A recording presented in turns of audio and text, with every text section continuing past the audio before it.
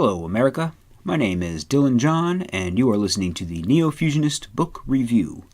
This is not your typical book review, as I make no claims to political or philosophical impartiality. This podcast uses the format of a book review to explore the premise of Neo-Fusionism.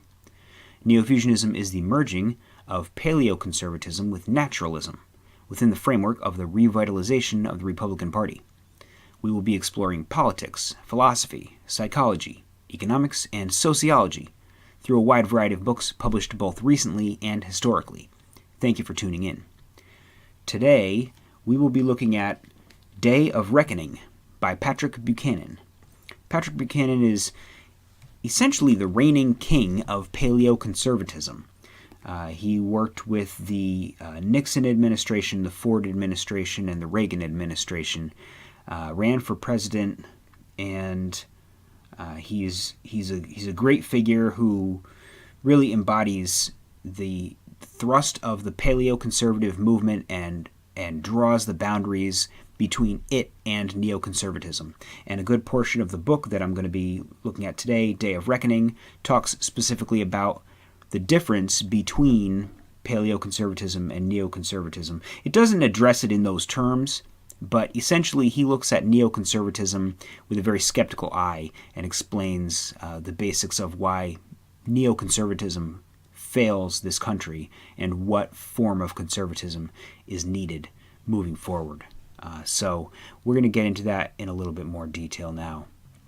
The book was published in 2007, so it's over a decade old. But the issues that he talks about in this book have not gone away. They've, if anything, just gotten worse. And so, as usual, I'm going to go through and I'm going to read a couple sections of the book to you, somewhat longer sections, so that you can really get a taste for what he's talking about. I think that this book is really, we're starting to move into like critical material for the neo-fusionist perspective. As I explained, neo-fusionism is my proposal for a synthesis or a fusion of paleoconservative ideas with naturalism. I'm not going to talk really about naturalism in this particular episode because this book is really fundamental to paleoconservatism, and so I'm going to talk about that more particularly, and the policies and ideas that he presents more particularly. About the first half of the book is really a criticism of George W. Bush and a criticism of George W. Bush's foreign policy and his embrace of neoconservative ideology. And he really just kind of, the section I'm going to read to you, the first section I'm going to read is from that first portion of the book. It's really the first half of the book, when he talks specifically about ideology and what ideology is. Now, oftentimes we use the phrase ideology to simply mean a system of beliefs. So that I believe I'm guilty of it myself, that somewhere in this podcast I believe I've referred to neo-fusionism as an ideology, that my proposal for this ideology. But when Buchanan talks about ideology, he talks about it specifically as a set of beliefs that the people dedicate themselves to at the expense of their rational faculties. Almost, it's like takes on quasi-religious connotations, I guess. And I think that's really accurate, that because there's a divide in this country, or I guess it's a divide in everybody's mind between idealism and realism, and a lot of people in this country tend to lean more towards the idealism, and this is especially true of progressives, that idealism becomes much more important than realism and reality, and like good intentions are all that matters, and good results don't matter as much. And yet I don't want to go down on too much of a tangent here, but like if you look at the difference between the way the common person, the average everyday person, but especially the progressive, will view Nazism versus communism, all right? Nazism is horrific, and it is horrific, but the average person will view it as horrific. But then communism, many more people were killed under communism. And communism was expansive, and it was totally repressive, and it was just brutal. People starved to death under communism. Total destruction of society. But progressives, yeah, well, you know what? You'll find people who proclaim themselves to be communists who don't suffer nearly the social stigma that one would suffer if one were to proclaim oneself to be a Nazi. It's kind of like accepted, and why? Why is that the case? That, I mean, we did fight against communists in Korea and in Vietnam, so it's not like we never went to war against the communists, but the notion is that, well, the communists had good intentions. Their hearts were in the right place. They wanted to make the world better for workers. They wanted to create a workers' paradise. They wanted to create equality. They wanted to do these things according to Karl Marx's theories that were going to make a better world for people, for workers, right? That was the notion that kind of drove it, theoretically. Whereas Nazism was driven by this notion of racial purity and genocide and, things that are just unpalatable. And so we don't really look at them as like the same because of the intentions. Whether one group had good intentions. But what it really comes down to is not intentions. Intentions are largely irrelevant. What matters in the world is results. That's realism. What matters is how do your intentions play out in the real world? Does it result in brutal repression and murder and starvation and poverty? Then it's not good, regardless of the intentions. It's all about the results, right? That's realism, and that is I believe that is the correct approach to politics and philosophy and life. How do the ideas manifest themselves in the real world? What are the results? So Buchanan really goes off on an assault against ideology, in how it kind of represents what I'm describing as idealism. So that's like the first half of the book. I'm going to read that to you shortly, but the rest of the book, he talks a little bit about the borders, and he spends a good chunk of time talking about international trade. And so, like, the three main principles of paleoconservatism that differ from neoconservatism and that I want to talk about and embrace are particularly a non-interventionist foreign policy, strict border controls. The neo-fusionists are kind of wishy-washy on it, but the paleoconservatives, and this is since the election of Donald Trump particularly, but even before that, has become more of like the standard Republican position because paleoconservatism honestly is taking over the Republican Party. People don't necessarily know what to call it, but that's what's happening. So a non-interventionist foreign policy, much more of a sense of backing out of things like NATO and international alliances and letting the rest of the world manage their own affairs. And as long as they don't bother us, we won't bother them. Kind of hands-off approach. And then strict border control, stricter than the wishy-washy neoconservatives, really strict, and like reduction of legal immigration too, not just illegal immigration, but bringing legal immigration levels down to a point where it's manageable to assimilate new arrivals to our country, into our culture, at least to an extent where we don't have these enclaves of people whose primary loyalty is not even to this country. And then thirdly would be our foreign trade policy, more of a protectionist policy, protecting our industries and having some sense of industrial policy, while not violating the principles of free markets that are inherent to libertarianism and inherent to conservatism. But when it comes to how we interact with the rest of the world, there is a difference in how you interact with the rest of the world financially and in markets and in trade than how you have your domestic trade, your domestic markets and financial interactions. There is a difference. And I'll talk a little bit about that more in this episode, but I'm going to do other episodes that are going to be books that focus exclusively on the issue of international trade, and so in those books I'm going to get into much more detail about that. So I've spoken for long enough. Let's get into the meat of this. I'm going to go ahead and read the first section here. And again, as usual, I'm going to read 3 sections that are fairly long, just so that you can really get a feel for the tone of this book. I wish I could read the whole thing to you. It's a great book.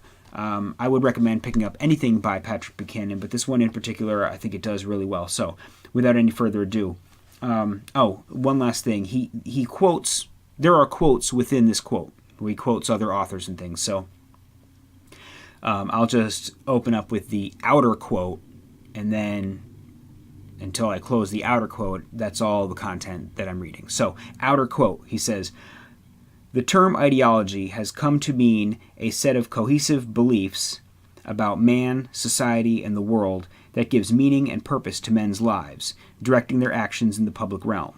Quote, ideology is a guiding vision of future social action," end quote, said scholar Michael Novak, for whom the vision was of the worldwide triumph of democratic capitalism. Ideologies are created by men of words to explain the world to come, in which their vision will guide society, and they will carry the lamps, lead the way, and enjoy the prestige and power of the priestly class to be replaced. For deracinated individuals, ideology holds an irresistible attraction, for it offers both a coherent and compelling explanation of how the world works and satisfies the lust for power. As Raymond Aron wrote in Opium of the Intellectuals, quote, "When the intellectual feels no longer attached either to the community or the religion of his forebears, he looks to progressive ideology to fill the vacuum," end quote. Dr. Kirk, by which he means Russell Kirk, Dr. Kirk spends his career as a man of letters fighting the curse of ideological infatuation. In The Drug of Ideology, he defined what ideology was and what it was not. Quote, "Ideology does not mean political theory or principle, even though many journalists and some professors commonly employ the term in that sense. Ideology really means political fanaticism, and more precisely, the belief that this world of ours can be converted into a terrestrial paradise through the operation of positive law and positive planning," end quote. Kirk deplored democratism, the ideology of the neoconservatives who had attached themselves to the party of Reagan. He considered them often clever, never wise. Quote, "An instance of this lack of wisdom is the neoconservatives' infatuation with ideology. Ideology is political fanaticism. At best, it is the substitution of slogans for real political thought. Ideology animates, in George Orwell's phrase, the streamlined men who think in slogans and talk in bullets," end quote. The neoconservatives' ambition to create an American ideology was to Kirk a puerile infatuation. Yet it was not unsuccessful, for it was the conversion of George W. Bush to neoconservative ideology that took America into the war, that destroyed his presidency and brought an end to the American century. Characteristics of ideology. As ideologues believe themselves possessed of a true faith that has been denied to others, and see a golden future others cannot see, they are impatient with and intolerant of dissent. Like many sects, ideologues tend to be exclusionary, to rely on one another, to promote their own, to punish all defectors and heretics, to form cliques and cabals, to realize the vision. And as their vision is of a world that has never before existed, or existed only in the mythical past, they are prone to utopianism. The brave new world is on the way if only we keep the faith.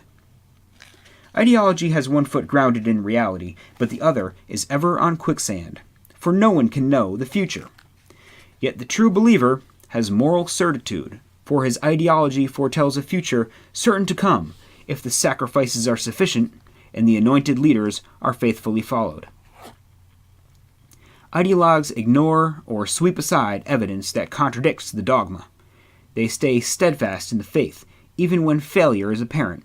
Indeed, it is the mark of an ideologue that he will stay the course when others have fallen away, like the communists who stayed true to the cause when news of the Hitler-Stalin Pact broke. There are faculty Marxists in our universities who yet insist it was not Marxism that failed in Cuba, Russia, or Eastern Europe, but leaders who did not truly understand what Marxism was.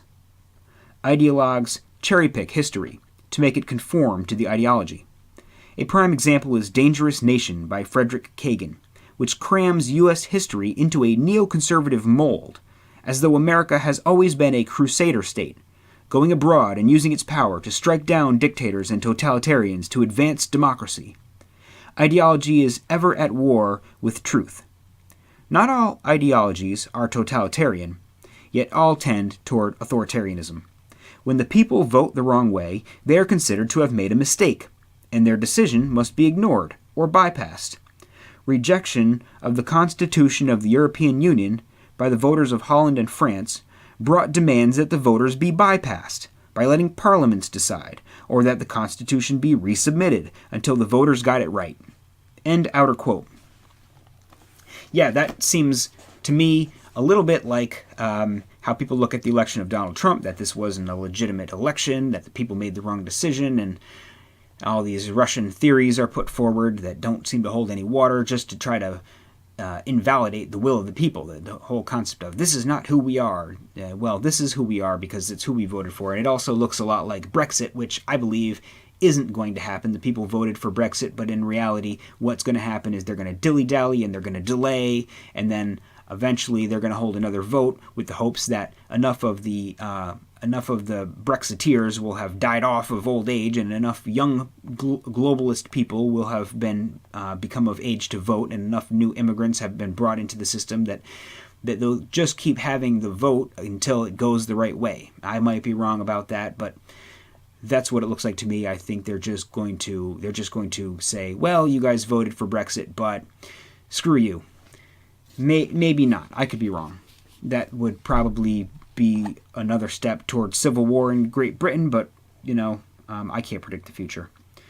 But yeah, neoconservatism as an ideology, as the belief that we have this mission to go across the world and spread democracy at the barrel of a gun.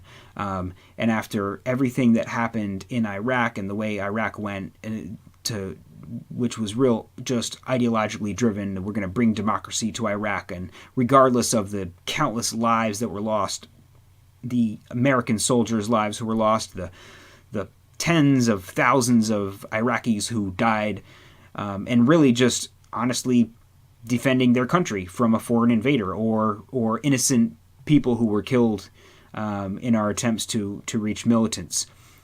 After seeing all that, to go to Libya and say, well, we're gonna get rid of Gaddafi. I mean, and look at Libya now. It's worse than it was under Gaddafi by a long shot. And we continue to say, well, we're going to go in and we're going to do this, or now it's Syria. We're going to go to Syria and we're going to fix things because our intentions are good, and we're going to bring about, I mean, it's like a delusional fanaticism that we can ever bring democracy to other nations that have not ever had democracy, have no interest in democracy. Their culture doesn't revolve around the same principles that ours revolve around, that makes democracy appealing. If they wanted democracy, they would democratize. So, that's kind of an absurd obsession of the neoconservatives. And he goes into a lot more detail about that, but I'll let you buy the book to get into the nitty-gritty of it. But suffice to say that the paleoconservative position, Pat Buchanan's position, the neo-fusionist position is one of non-interventionism and trying to avoid ideology and remain focused on realism and remain focused on results. That kind of comes back to how we perceive Donald Trump in a lot of ways, because the economy is booming right now. I mean, I'm making this podcast in June of 2018, and we just had fantastic job numbers, and every month we get new job numbers and new information about the economy. That's every bit of news is better than the last, and yet like the actual results don't seem to matter to a lot of people. It's just about whether or not Donald Trump is a nice person. No, Donald Trump's not a nice person. He's not the kind of person that I would want to marry into my family. You know what I mean? Like, I don't find him appealing. I find him crass, crude, probably somewhat prejudiced. But, you know, this is the leadership of the nation that we're talking about here, and the most important thing is not his personality. It's, is he going to make us stronger? That's the question. It comes down to the results. Are we going to be stronger? Is our economy going to be stronger? Are we going to be able to hold the leadership of the world through the 21st century? His job is not to be a figurehead. His job is to guide us toward economic prosperity, and that's what we're seeing. So it's all about results. It's not about, well, he's a good person or has good intentions or whatever. But I'm not going to go too far down that tangent. I want to move on to the second section that I want to read to you here. And this is what I was just talking about leadership of the 21st century and America remaining the strongest nation on earth moving forward. He talks a little bit about the decline of the West and the decline of Europe and the decline of the United States within the global framework. As other nations are on the rise, their economies are expanding, their global power is expanding, and our global power is stagnating, or Europe's global power is reducing. We kind of look at this like it's just something that just happens. Nothing just happens. It's not like the weather. When China expands, its economy becomes a larger portion of the global economy. India's economy becomes larger, Japan's economy become larger portions of the global economy. That means that our economy becomes a smaller portion of the global economy, the smaller portion of global GDP. We lose power. We lose military power because our military is dependent on our economic strength. And we might have this really strong military compared to others, but without the economy to prop that up, that can't last forever.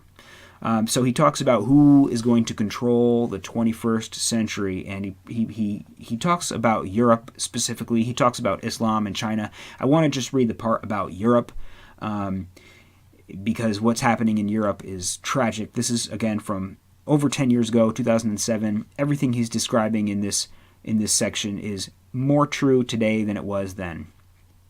So he says, outer quote, "The 20th century was indeed the American century, yet Spengler was right. The century also saw the decline of the West. For it was the 20th century in which the great nations of the West, at the apex of their power, fell upon one another in two savage wars that carried off scores of millions of their best and bravest. It was the century in which all of Europe's monarchies were shaken or fell, all the European empires collapsed, all the European nations saw a dramatic fall in their birth rates, and all experienced mass migrations of formerly subject peoples from the Third World who will change radically and forever their racial, ethnic, religious, cultural, and political character. No Western leader has yet shown the political self-confidence and moral certitude to halt the invasion. For powerful ideological and economic forces, out of contempt for the West or naked greed, look upon its approaching end as eminently desirable. From across the Rio Grande they come, millions, from Mexico and lands to the south, into the United States, as President Bush explains that we must welcome these desperate millions with open arms and ease their passage to citizenship, or else we are not good people." By 2007, between 10 and 20% of the population of Mexico, the Caribbean, and Central America had come here, and America's political class was covering up its complicity and cowardice in failing to stop the invasion by denouncing as nativists and xenophobes any who demanded the borders be protected and the invaders sent home. "We cannot," came the reply, "as our economy would collapse without their cheap labor." From the Maghreb and Middle East, Muslims cross into Europe, joined by millions more from the Sub-Sahara. With the native-born populations of Europe dying and shrinking, immigrants, it was said, were needed to do the work Europeans could no longer do, and to take care of the aging childless as they pass from this earth. By 2007, 40 million Muslims were in Europe. Millions were not assimilating.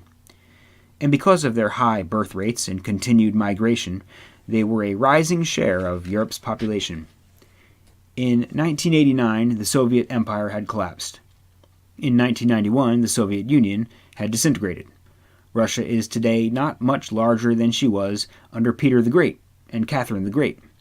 Only now Russia is no longer young, vibrant, and growing. Russia is dying by almost 1 million people a year. By 2050, Muslim Turkey may have replaced Mother Russia as the most populous nation in Europe. Meanwhile, Chinese cross the Amur and Ussuri rivers into Siberia to repopulate lands lost to the Tsars. A European century? Though the European Union embraces 27 nations and 493 million people and produces 30% of world GDP, the hour of Europe appears to be over forever. Though home to 5 of the 10 largest economies on Earth, 13 of the largest 25, this economic superpower has shrunk to a military pygmy. Outside of Russia, there is no great power in Europe. Nations that ruled empires and deployed vast armies had to scrimp to find a few battalions to send to Afghanistan and Iraq. To put out a pair of Balkan fires in the 1990s, Europe had to phone America. In the 7th decade after World War II, Europe remains a strategic dependency. East Europeans look for security not to Paris or Berlin, but to Washington. United by liberal values and economic interests, Europe remains divided by nationality and language. Moreover, Europe is dying.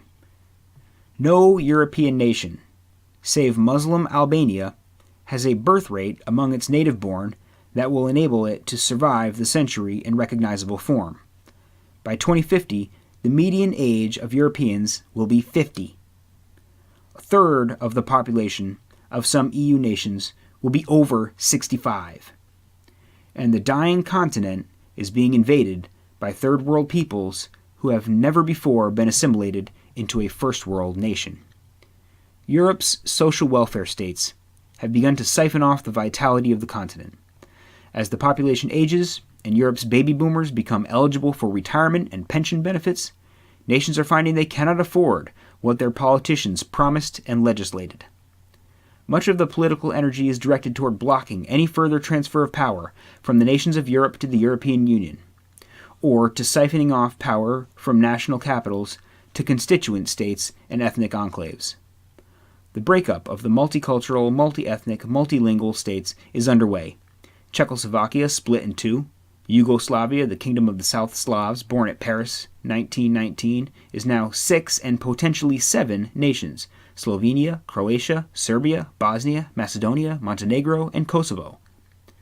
Continental elites no longer see themselves as Spaniards or Brits, but as good Europeans. But some Spaniards and Brits are beginning to see themselves as English, Scottish, Welsh, Irish, Basque, and Catalan.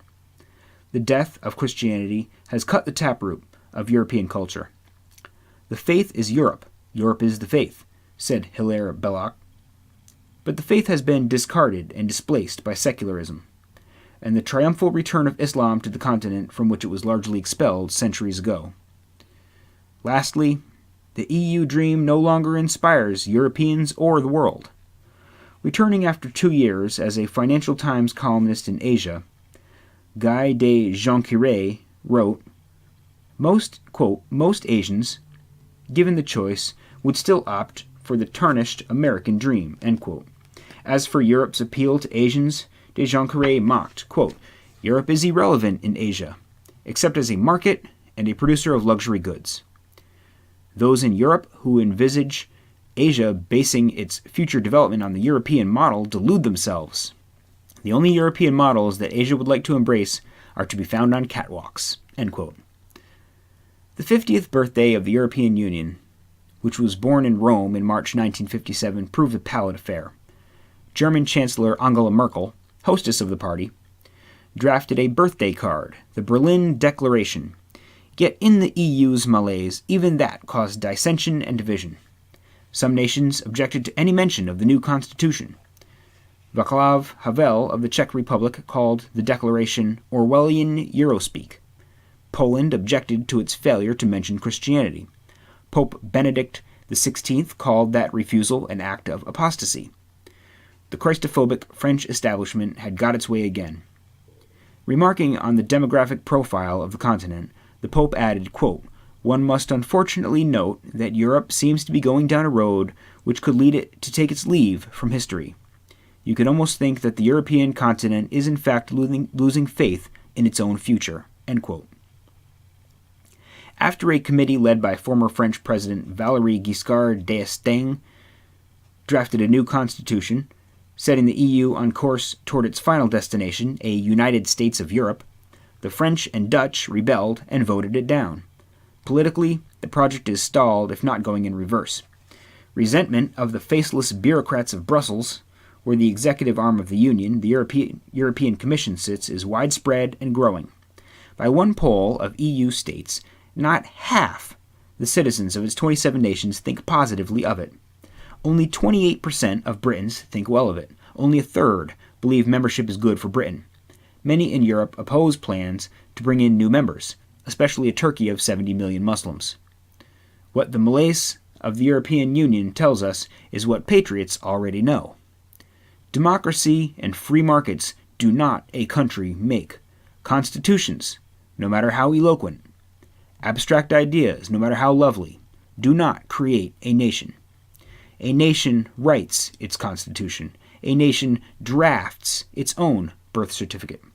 What makes a people and a nation is a common and unique homeland and people, history and heritage, language and literature, song and story, traditions and customs. The European Union is an intellectual construct, a thing of paper. Unlike a nation, it has no heart and no soul. And when it passes into history, because of some irreconcilable squabble, many may regret it, few will weep. Quote, "Europe is doomed to relative decline. Let it decline magnificently," end quote, writes Martin Wolf of the Financial Times. Quote, "That would seem the best of all possible worlds for Europe in the 21st century," end quote. No, the 21st century will not be the century of Europe. End outer quote. Isn't that a wonderful quote right at the end there? He says, this is Martin Wolf of the Financial Times. He says, "Europe is doomed to relative decline. Let it decline magnificently. That would seem the best of all possible worlds for Europe in the 21st century." How defeatist can you possibly be? The condition of Europe is mind-boggling. 10 years later, it is no better than described in that passage. It is worse. Now, this podcast is primarily about the United States of America and our policies and our future. And our objective is not to have a European 21st century. It's to have an American 21st century and to make America the most powerful nation in the world, or to continue our status as the most powerful nation in the world through the duration of this century and for as long as humanly possible. It is a good, correct world when we are the most powerful nation, particularly if we manage our affairs correctly.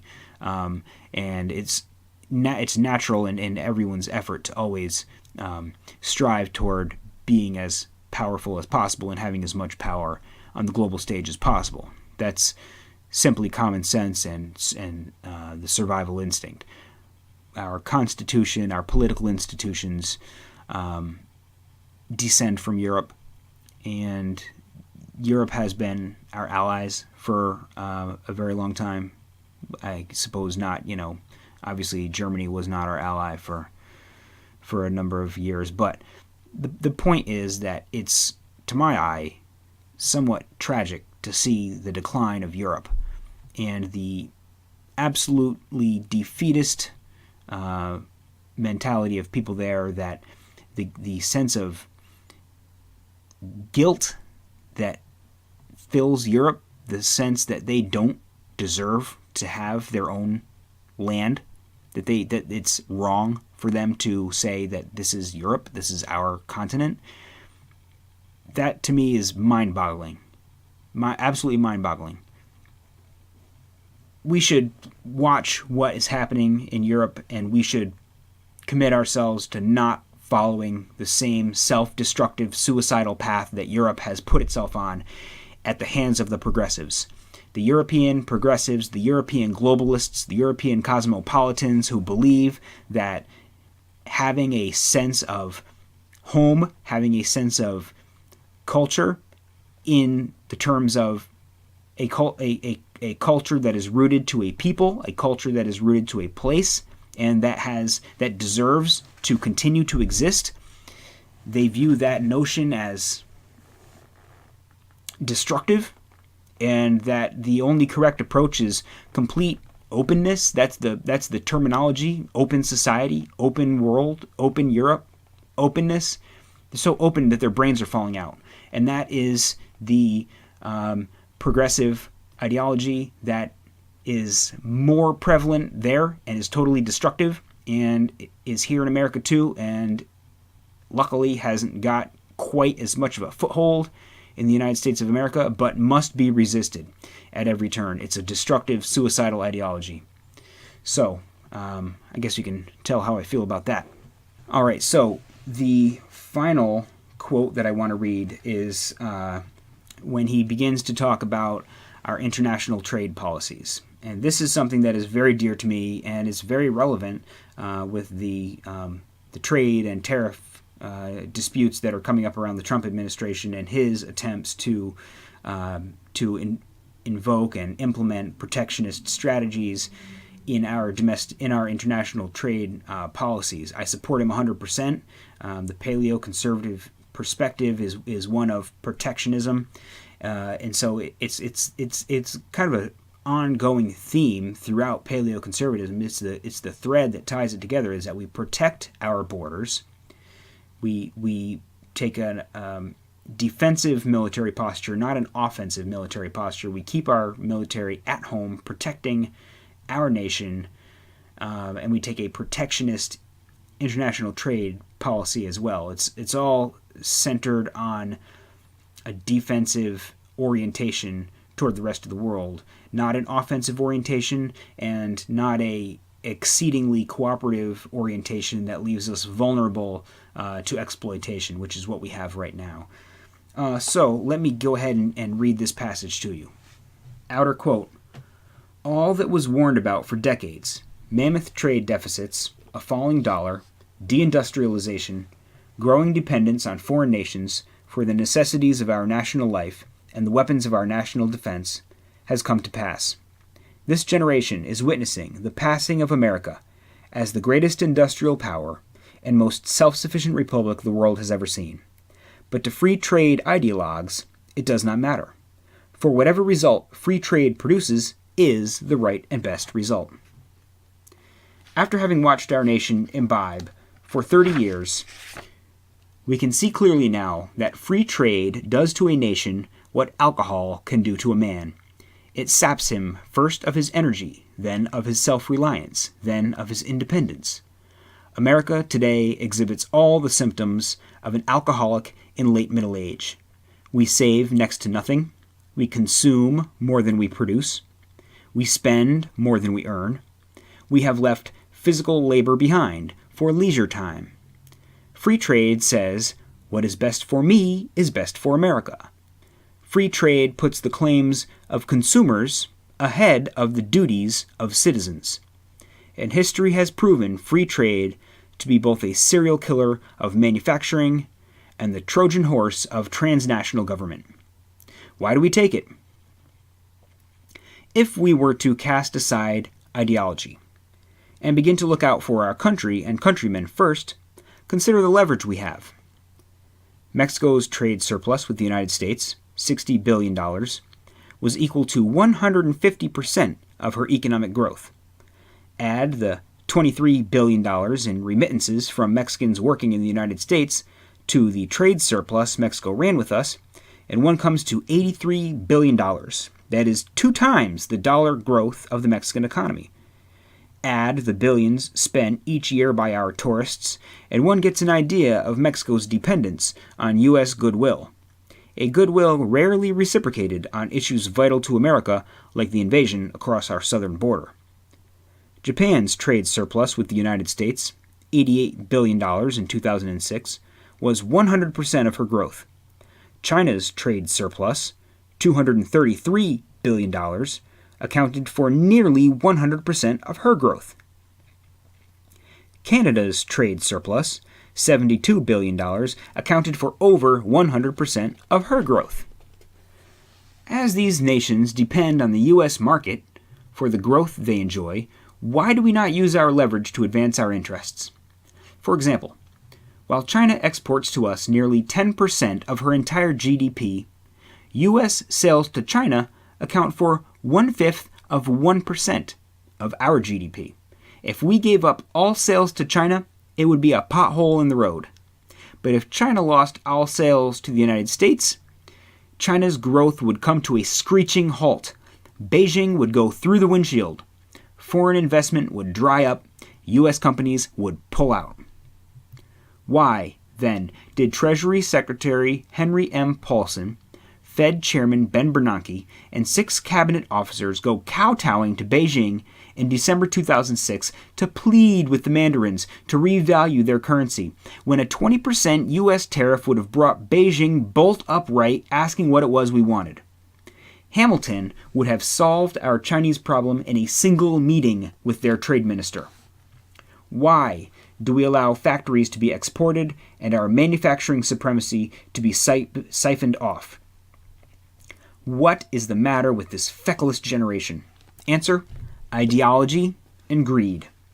Free trade zealots are like militant Christian scientists who will not undergo surgery even if the malady is killing them. Second, there are the obtuse who cannot believe our so-called trade partners have found a way around the rules to skin us alive. Third, to win and hold office, candidates of both parties depend on the political contributions of corporate America and its K Street auxiliaries, whose salaries, bonuses, stock options, and golden parachutes depend on a rising share price. And a rising share price means cost cutting, and cost cutting means shifting production out of the United States to be rid of high-wage American workers with their pensions and health benefits. Quote, "The country and the companies are going off in 2 different directions," says Ralph Gomery. That is something most people feel intuitively. End quote. And as the companies succeed, the country fails, but rich are the rewards of economic treason. Inscrutable Americans. Washington remains wedded to globalism, but it has a problem. China.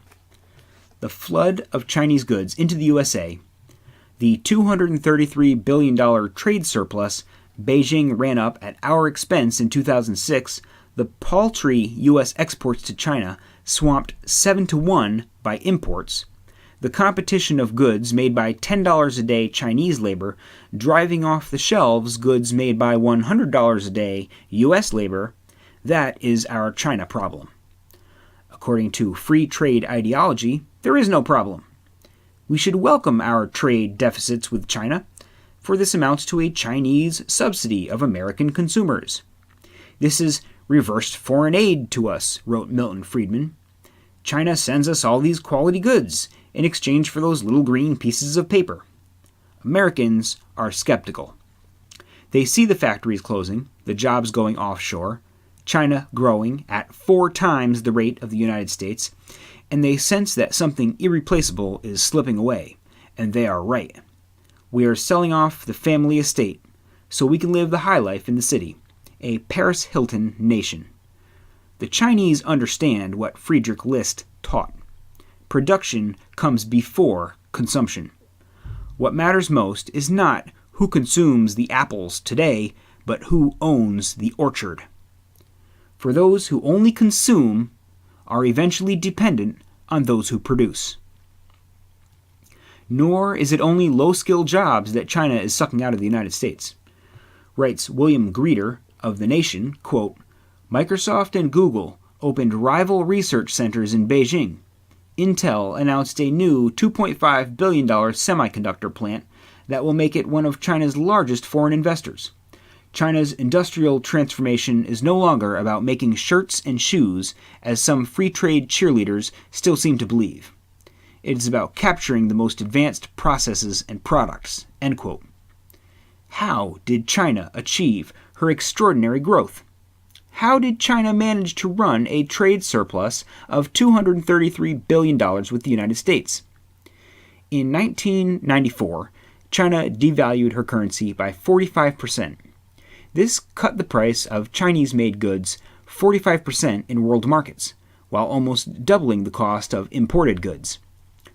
China gained an instant comparative advantage over Japan, South Korea, Taiwan, Singapore, Thailand, and Malaysia. By tying her currency to the dollar, refusing to let it float upward, China can offer her goods at fire sale prices to U.S. consumers while keeping U.S. goods overpriced and out of her market.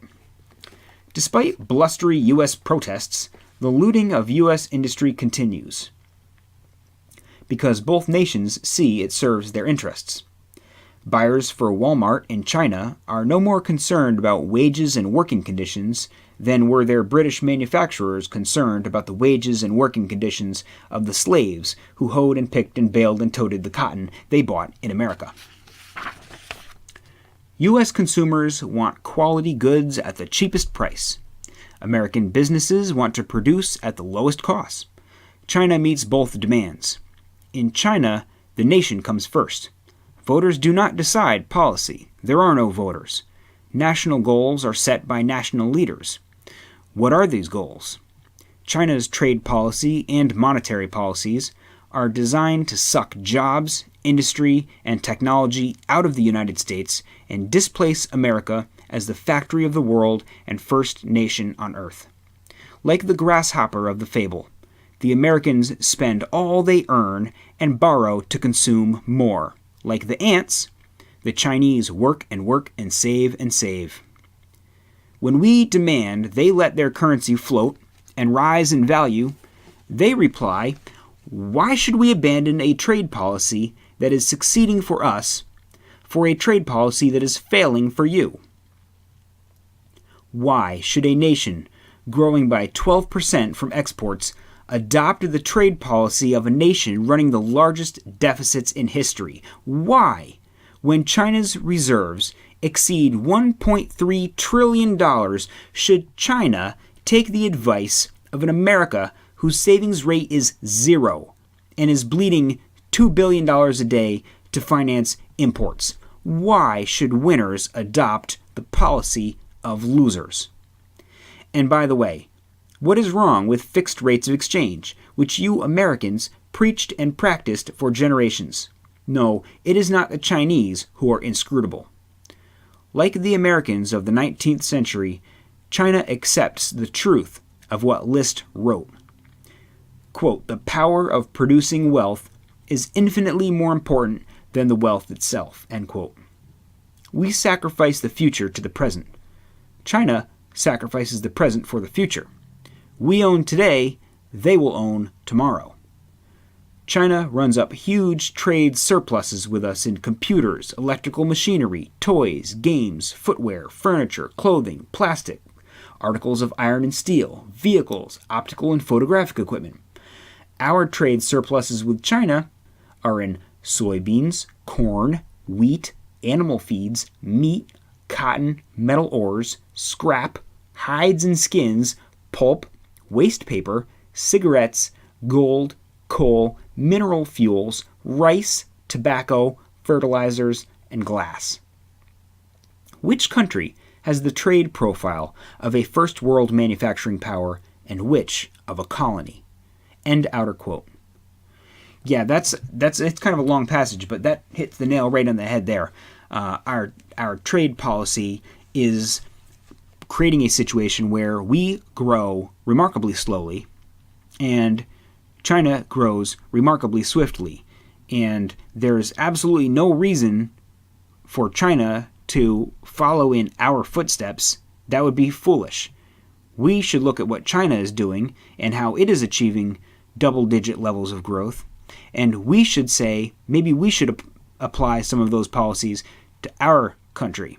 Maybe we should begin to have more of a mercantilist approach to our trade. Maybe we should be concerning ourselves with our advance and not just total devotion to free trade ideology at our own expense. And by the way, the Friedrich List individual who's mentioned several times in that passage is a German economist from the 19th century who has really wrote the first and best, I don't know about the best, but really the first and strongest defense of protectionism and quote-unquote economic nationalism, as the term is today, about why productive power, manufacturing power, is more important than consumption.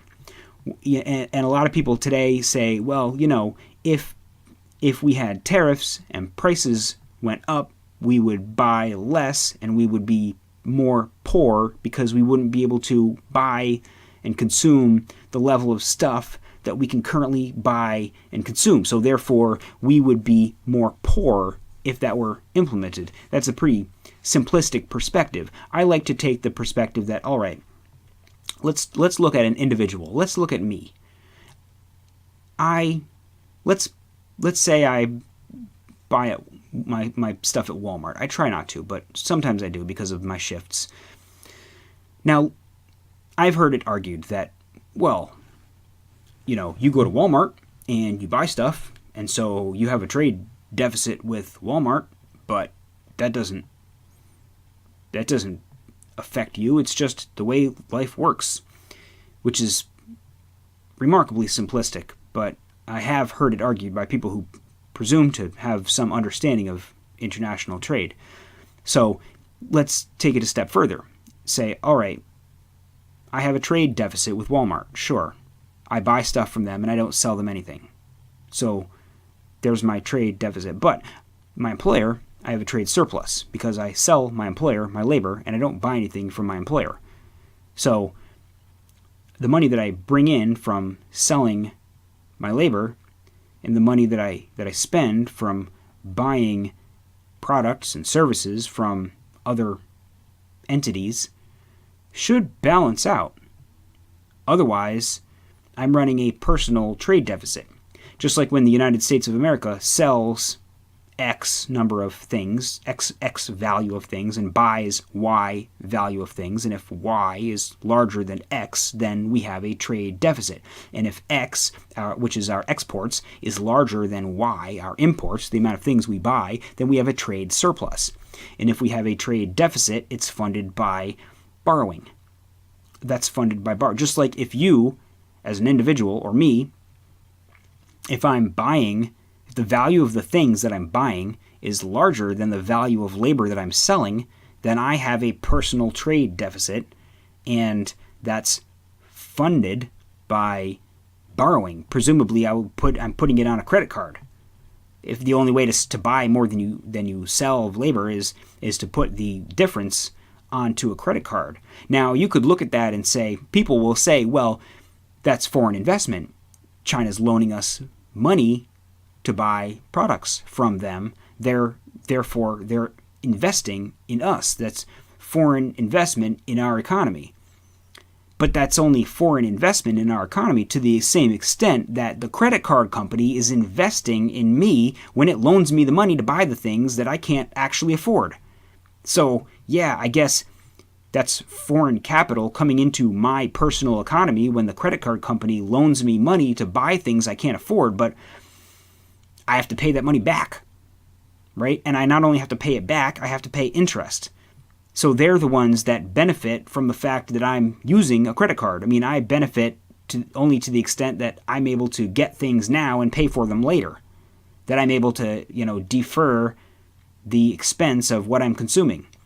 And likewise, as we continue to develop these massive trade deficits that are funded by foreign investments, the dollars that we give them that exceed the dollars that we get for our stuff that we sell, they buy our treasury bonds, they invest in our companies, and they buy our assets, we have to pay them back the money, particularly like investing in U.S. companies and particularly investing in U.S. treasury bonds, primarily. We have to pay them back that money. So it's not free money. It just means we're going to have to give them some product at some point down the road to make up the difference. So I am wholeheartedly on the protectionist side of this. Now, I don't think that the way that Donald Trump has been going about implementing protectionist policies has been smart, but maybe it's better than nothing.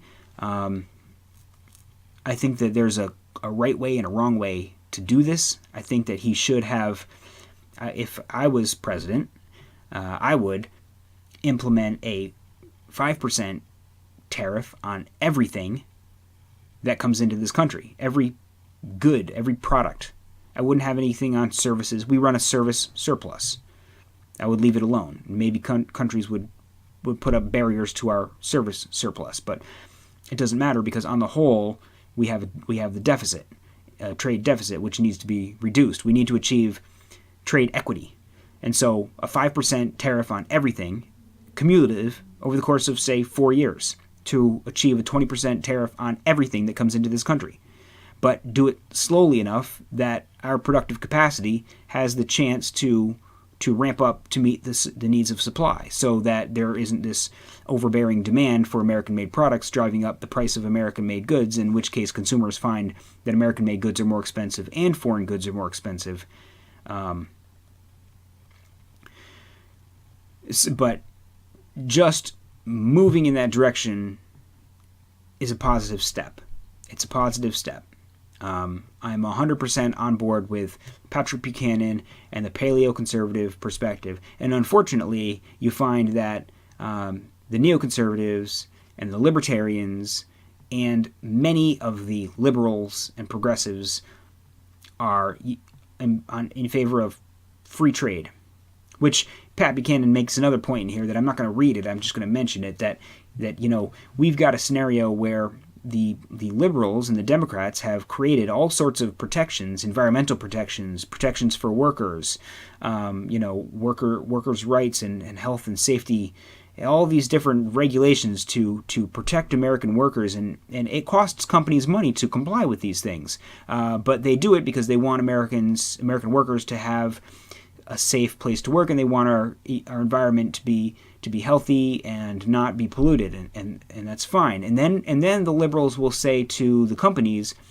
now that we've implemented all these restrictions on what you can do and how you can do it in order to protect our workers and our environment, why don't you go ahead and close the factory down and open up your factory in China where you don't actually have to follow any of these restrictions that we just created?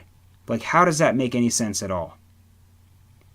It doesn't make any sense. If you want the companies to follow the restrictions, the regulations that you've put in place, you need to keep the companies operating within your jurisdiction. You need to keep the companies building and employing within America where they have to follow the regulations. You cannot encourage them to just pack up and go overseas and completely evade all of the regulations that you've been fighting so hard to implement. That makes no sense. All right, so I've been going on about this for a while, and I'm reaching about my 1 hour mark, which I try not to let my episodes go past an hour, and so we're rapidly approaching it, probably over an hour after I add in the intro. But anyway, thanks for listening, and I'm just going to let you know now what we've got in the pipeline. The next book that we'll be reviewing will be The Roots of Romanticism by Isaiah Berlin. And after that, we're going to read Revolt Against the Modern World by Julius Evola. And so those both should be really fun books that kind of go down a slightly different avenue than the one that we did today. But we're going to be all over the place. I got a lot of books to review, and we're going to be covering a lot of different topics. I'm really excited about it. I'm really excited about this podcast. Thank you, everybody, for listening. If you like the podcast, if you like the ideas, if you like the promotion of paleoconservatism and naturalism and the synthesis of the two, and think that neo-fusionism is something that deserves exploration and deserves promotion, and you want this to continue and expand, then I set up my Patreon page. I'll put a link in the show notes. You can search Patreon Neo-Fusionist Book Review and find it. And throw some money down that will help me advertise it, help me reach a greater audience, help me be able to get more books to read, help me be able to devote more time to doing this. I'm excited about it, and I hope you're as excited as I am about it. I'm always interested in feedback. I'm always interested in online reviews or contact me directly with feedback. And I guess that's all I have to say for now. So keep it real, everybody. Thanks for listening.